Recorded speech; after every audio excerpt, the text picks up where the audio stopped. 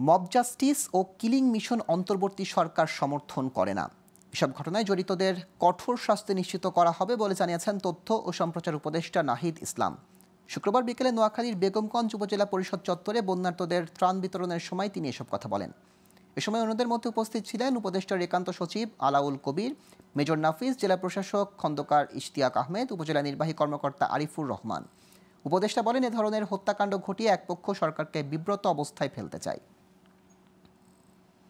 আইন শৃঙ্খলা বাহিনীকে কিন্তু সুস্পষ্ট নির্দেশনা দেওয়া আছে যে এই ধরনের মব জাস্টিস বা মব কিলিং সরকার সমর্থন করে না, এবং এটার সাথে যারাই জড়িত তাদেরকে যাতে আইন অনুযায়ী ব্যবস্থা নেওয়া হয়।